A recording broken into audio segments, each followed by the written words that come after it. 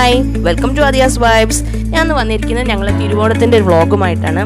അപ്പോൾ ചെറിയൊരു വ്ളോഗാണ്. ഞങ്ങൾ തിരുവോണം എങ്ങനെ ആഘോഷിച്ചു, അതിന് എന്തൊക്കെ ഉണ്ടായി.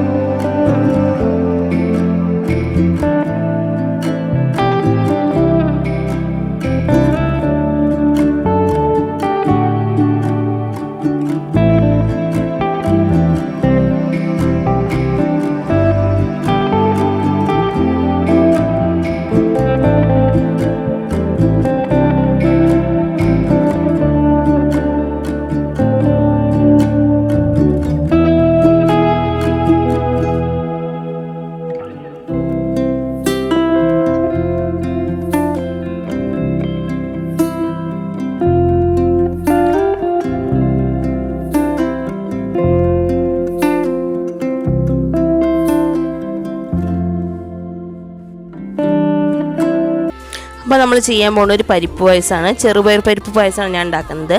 അതിന് വേണ്ടി ഞാൻ തേങ്ങാപ്പാൽ പിഴിഞ്ഞെടുക്കണം. അപ്പോൾ 1-ാം പാൽ, 2-ാം പാൽ, 3-ാം പാൽ ഇങ്ങനെ തലതിരിച്ച് വേണം തേങ്ങാപ്പാൽ പിഴിഞ്ഞെടുക്കാൻ. അപ്പോൾ ഞാൻ 3-ാം പാലിലാണ് കേട്ടോ അത് വേവിക്കുന്നത്. അപ്പോൾ ഞാൻ 4 തേങ്ങയാണ് പിഴിഞ്ഞെടുത്തിരിക്കുന്നത്. അപ്പോൾ അത് 3-ാം പാൽ നല്ലോണം തളച്ചിട്ടുണ്ട്. ഈ സമയത്ത് നമ്മൾ ചെറുപയർ പരിപ്പ് ഇത് നമ്മൾ ഇതിലേക്ക് ഇടുകയാണ്. അപ്പോൾ ഞാൻ ഇത് എങ്ങനെ എടുത്തിരിക്കുന്നത് വെച്ചാൽ ഒരു 180 ഗ്രാം എടുത്തിരിക്കുന്നത്. അതിൽ ഞാൻ പകുതി വറുത്തതും പകുതി വറുക്കാത്തതുമാണ് എടുത്തിരിക്കുന്നത്. അപ്പോൾ അത് എന്നിട്ട് നല്ലോണം കഴുകിയതിന് ശേഷമാണ് നമ്മൾ ഈ 3-ാം തേങ്ങാപ്പാലിലേക്ക് ചേർത്ത് കൊടുക്കുന്നത്. തേങ്ങാപ്പാൽ തളച്ചിട്ട് വേണം നമ്മൾ ചെറുപയർ പരിപ്പ് ചേർത്ത് കൊടുക്കാൻ. ഇത് നമ്മൾ നല്ലോണം ഇളക്കി കൊടുക്കണം.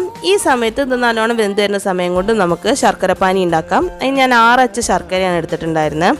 അപ്പോൾ അതേപോലെ തന്നെ നമ്മൾ ചെറുപരിപ്പ് വേവാൻ വേണ്ടി നമ്മൾ അടച്ചു വെച്ചിട്ടാണ് വേവിക്കുന്നത് കേട്ടോ. ഇതുണ്ട്. അപ്പോൾ നല്ലോണം വെന്ത് കറക്റ്റായിട്ട് വന്നിട്ടുണ്ട്. അപ്പോൾ തേങ്ങാപ്പാലൊക്കെ വറ്റിയിട്ടുണ്ട്. ഓരോ തേങ്ങാപ്പാലും വറ്റിയിട്ട് വേണം അടുത്ത തേങ്ങാപ്പാൽ ചേർത്ത് കൊടുക്കാൻ, അല്ലെങ്കിൽ ഒരുപാട് വെള്ളമായി മാറും. ഈ സമയത്ത് നമ്മളിതിലേക്ക് ശർക്കരപ്പാനി ഒഴിച്ചു കൊടുക്കണം. ശർക്കരപ്പാനി അരിച്ചിട്ട് വേണം ഒഴിച്ചു കൊടുക്കാൻ. അതുപോലെ തന്നെ തേങ്ങാപ്പാൽ അരിച്ചിട്ട് വേണം ഉപയോഗിക്കാൻ.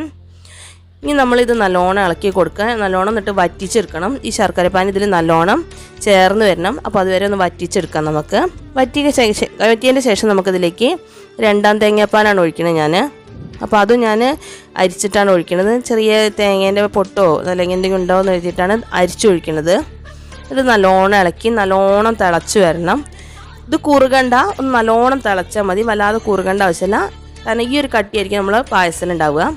ഇത് നല്ലോണം തിളച്ച് വരുന്ന സമയത്ത് നമ്മൾ തലപ്പാൽ അല്ലെങ്കിൽ 1-ാം പാൽ ഇതിലേക്ക് ഒഴിച്ചു കൊടുക്കുകയാണ്. 1-ാം പാൽ തിളയ്ക്കേണ്ട ആവശ്യമില്ല, ഒന്ന് ചൂടായാൽ മതി. പക്ഷെ ഒന്ന് ചൂടാവണേ. എന്നിട്ട് നമ്മൾ ഗ്യാസ് ഓഫാക്കുക.